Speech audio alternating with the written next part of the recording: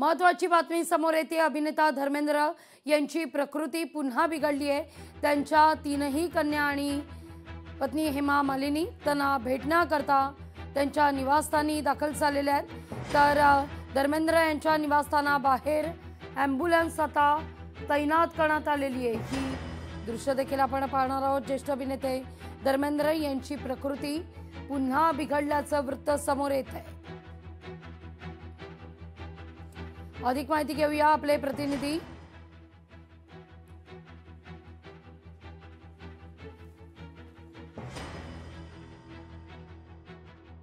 डेगस्कर यांच्याकडून। अविनाश, काय अपडेट आहे या सगळ्या संदर्भात? लागवी ज्येष्ठ अभिनेते धर्मेंद्र यांची पुन्हा प्रकृती बिघडली असल्याची माहिती आपल्याला मिळते आणि त्यांना त्यांच्या तब्येतीची विचारपूस देखभाल करण्यासाठी तब्येतीची काळजी घेण्यासाठी डॉक्टरांची टीम तिकडे दाखल झालेली आहे।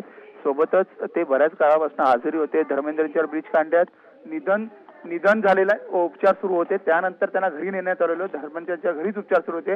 मात्र आता पुन्हा यांची प्रकृती पुन्हा बिघडलेली आहे। सध्या त्यांच्या घरी हेमा मालिनी आणि त्यांच्या 2 मुलीही दाखल झाले आहेत। त्यासोबतच काही अपडेट त्याची असेल ती डॉक्टर थोड्या वेळ आपल्याला देणार आहेत। आपण पाहतोय की या सगळ्या दरम्यान आपण जर पाहिलं तर धर्मेंद्र यांच्यावर ब्रिज कँडी रुग्णालयात उपचार सुरू होते।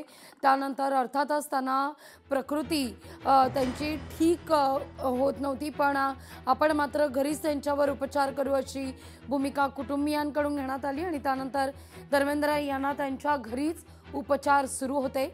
आता मात्र नेमकं या सगळ्या संदर्भात काही मेडिकल बुलेटिन जारी केलं जाईल का, या सगळ्याविषयी काही अपडेट मिळते का? कारण मध्यंतरी त्यांच्या प्रकृतीविषयी अफवा पसरली होती। एक महत्त्वाची अपडेट समोर येते। ज्येष्ठ अभिनेते धर्मेंद्र यांचं निधन झालं असल्याचं आता कळतंय। या घडीची महत्त्वाची बातमी, वयाच्या 89व्या वर्षी धर्मेंद्र यांनी अखेरचा श्वास घेतलेला आहे। अनेक चित्रपटांमधून आपल्या अभिनयानं अमिट असा छाप उमटवणारे, अमिट अशी या ठिकाणी छाप उमटवणारे अभिनेते धर्मेंद्र यांचं निधन झाल्याची बातमी समोर येते। धर्मेंद्र यांच्यावर INS कडून आता खरं तर या सगळ्याविषयी वृत्त समोर आलेलं आहे। अधिक माहिती घेतोय आपले प्रतिनिधी अविनाश यांच्याकडून। अविनाश, INS कडून आता या सगळ्या संदर्भात एक माहिती जारी करण्यात आलेली, अभिनेते धर्मेंद्र काळाच्या पडद्याआड। आता दुःखद बातमी, आता एक खासगी वृत्तसंस्था आहे INS यांच्याकडून आलेले आहेत। ज्येष्ठ अभिनेते धर्मेंद्र यांचं निधन झालेलं आहे। 89व्या वर्षी त्यांचं निधन झालेलं आहे। गेल्या काही दिवसापासून ते ब्रिज कँडी रुग्णालयात दाखल होते, त्यांच्यावर उपचार चालू होते। मात्र त्यावेळेलाही अशीच एक बातमी आलेली होती। मात्र त्यांच्या घरच्यांकडून स्वतः सनी देओलने येऊन सांगितले की या संदर्भात बातमी चुकीची आहे। मात्र त्याचं खंडन केलं। त्यांना रुग्णालयातनं घरी उपचाराकरता दाखल आणण्यात आलेलो। मात्र आता त्यांचं निधन झाल्याची बातमी एका वृत्तसंस्थेने दिलेली आहे आणि त्यासोबतच त्यांच्या घरी आता हेमा मालिनी आणि त्यांच्या 2 मुलीही दाखल झालेल्या आहेत। घरचे सगळे मुलं त्यांची आहेत ती घरी उपस्थित आहेत आणि या संदर्भात अजून डॉक्टरांचं स्टेटमेंट जरी आलं नसेल तरी INS या वृत्तसंस्थेकडनं असं सांगण्यात आलं की धर्मेंद्र यांचं निधन झालेलं आहे आणि त्यांच्यावर अंत्यसंस्कारही थोड्या वेळात करण्यात आलं। त्यामुळे तिकडे ॲम्ब्युलन्स आणि इतर सगळ्या गोष्टी आहेत तिकडे दाखल झाल्या। त्यांच्या चाहते मोठ्या प्रमाणात। काही सेकंद मी तुम्हाला थांबवते या सगळ्याविषयी बोलण्याकरता। चित्रपट समीक्षक दिलीप ठाकूरजी आपल्यासोबत जोडले गेलेले आहेत। दिलीपजी, सर्वसामान्य कुटुंबातून आलेला मुलगा ते इंडस्ट्रीचा हीमॅन असा खरं तर प्रवास राहिलाय धर्मेंद्र यांचा। धर्मेंद्र यांचं निधन झाल्याचं आता वृत्त INS या खासगी वृत्तसंस्थेकडून। हॅलो दिलीपजी। ती दुर्दैवी बातमी येऊन पोहोचली असंच मी म्हणेन। आपण बरोबर 15 दिवसापूर्वी म्हणजे मंगळवार होता आणि त्या दिवशी सकाळी अशीच बातमी आली आणि नंतर ती सुदैवाने चुकीची असं म्हटलं गेलं। परंतु आता मात्र ही बातमी आलेली आहे आणि आता बातमी आपल्याला स्वीकारताना खरोखर दुःख होतंय। धर्मेंद्रजींबद्दल बोलायचं म्हणजे बरंच काही बोलत आहे। सगळ्यात महत्वाचा मुद्दा असा आहे की आज मुंबईतील जे जुने स्टुडिओ जे आहेत आणि होते त्यातील प्रत्येक कामगाराला दुःख झालं असेल. कारण मला आठवते आम्ही 80 आणि 90च्या दशकामध्ये ज्या वेळेला आम्ही या स्टुडिओमध्ये शूटिंग कव्हरेजसाठी जायचो, त्यावेळेला धर्मेंद्र संध्याकाळी निघताना कामगाराच्या हातावर, प्रत्येक कामगाराच्या किंवा एखाद्या तरी कामगाराच्या हातावर काहीतरी पैसे ठेवायचे आणि त्यानंतरच ते बाहेर पडायचे. म्हणजे आपण धर्मेंद्रची रुपेरी इमेज काही जरी आपण म्हणत असलो, हिमॅन, ऍक्शन हिरो, मारदार हिरो, परंतु माणूस म्हणून ते कसे होते ते मी असं प्रत्यक्ष पत्रकारितेच्या रूपाने पाहिलेलं आहे. आणि जरी हिमॅन म्हणून धर्मेंद्र ओळखले गेले असले तरी आपण जर बघितलं तर सत्यकाम किंवा गुड्डी असेल, वगैरे चित्रपटामध्ये जर पाहिलं तर सोबर भूमिका सुद्धा त्याच ताकदीने, त्याच क्षमतेने, त्याच आत्मविश्वासाने धरमजीने साकारले आहेत. धरम ही प्रतिमा आहे, परंतु धर्मेंद्रचं वैशिष्ट्य हे सोबर भूमिका देखील आहे. आणि ब्लॅक अँड व्हाईट काळातील सिनेमापासून सुरुवात करून पुढे म्हणजे 16 mm चा सिनेमा, 35 mm चा सिनेमा, सिनेमास्कोप सिनेमा, 70 mm चा सिनेमा आणि आता OTT, एवढा मोठा प्रवास आपल्या 65 वर्षाच्या कारकिर्दीमध्ये करणारा. हिचं काय चुकली या मराठी चित्रपटामध्ये सुद्धा विक्रम गोखलेंसोबत घोडागाडीच्या गाण्यामध्ये बघितलं. आणि मला आजही आठवते चांदिवली स्टुडिओमध्ये शूटिंग झालेलं हेमंत कदम त्या चित्रपटाचे निर्माते, दिग्दर्शन चांदिवली स्टुडिओचे मालक होते. एक वेगळी आठवण सांगतो.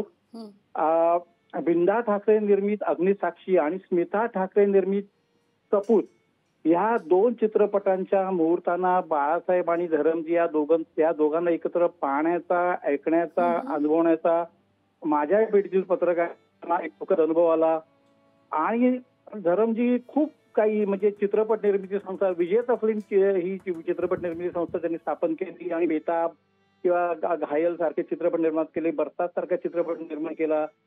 आणि इतकंच नव्हे तर जुहू समुद्र किनारी त्यांनी सनी सुपर साऊंड हे एक मिनी थिएटर उभं केलं आणि चित्रपट सृष्टीमधली आपली जी वाटचाल होती ती वेगळ्या प्रकारे ती गुंतवणूक केली.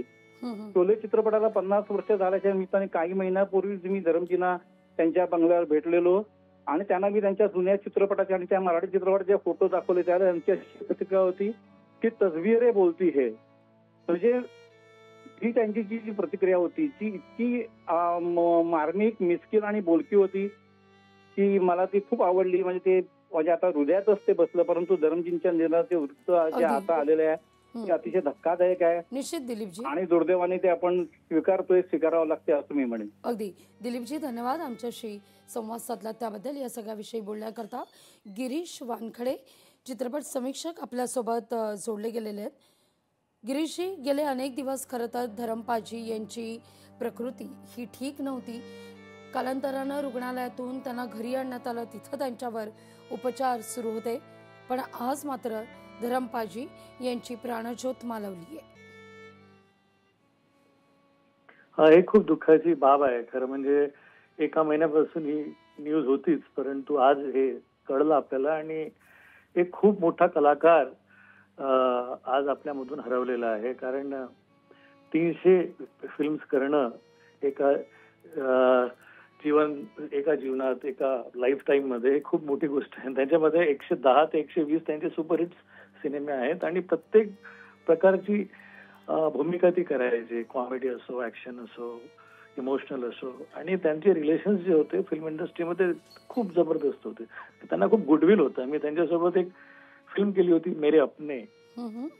नाही सॉरी, अपने, मेरे अपने नाही, अपने मध्ये ते सनी देओल आणि बॉबी देओल होते. आणि त्याचा मी प्रीमियर करत होतो तेव्हा त्यांची गेस्ट लिस्ट होती. तर त्या गेस्ट लिस्ट मध्ये धर्मेंद्र वॉज द RSVP. त्यामुळे त्या पिक्चरसाठी अनिल शर्माची ती पिक्चर होती, त्या प्रीमियरला संपूर्ण इंडस्ट्री आली होती. त्यावेळेला मला कळलं होतं की त्यांना किती मान, किती सन्मान आणि किती गुडविल फिल्म इंडस्ट्रीमध्ये आहे. प्रत्येकाला ते मदत करायचे. आणि भरपूर नवीन जे जनरेशन आहे, इन्क्लुडिंग सलमान खान, यांचे साऱ्यांचे इन्स्पिरेशन होते. त्यांनी ते दिसायचे सुंदर, हँडसम होते, परंतु काम सुद्धा खूप मेहनतीने आणि ताकदीने करायचे. आणि पंजाब सिनेमामध्ये त्यांनी जितके लोक नवीन आणले, त्यांना स्कोप दिला, त्यांना भरपूर हँड होल्डिंग केली. आणि त्यांचे फॅन फॉलोइंग इतकी होती की केव्हाही त्यांच्या सेटवर जर जायचे तर त्यांना जेवण, राहणं हे सारं त्यांचा युनिट करायचा. इतकं त्यांची प्रसिद्धी होती. तर जनरस होते, दिलदार होते आणि खूप मोठे कलाकार होते आणि पूर्ण इंडस्ट्रीचे चाहते होते, लाडके होते. ते आज आपल्यामध्ये नाही. ही खूपच दुःखाची बाब आहे. अगदी म्हणजे धरमपाजी यांचं नसणं हे मनाला चटका लावून जाणार आहे. गिरीशजी धन्यवाद आमच्याशी संवाद साधलात त्याबद्दल.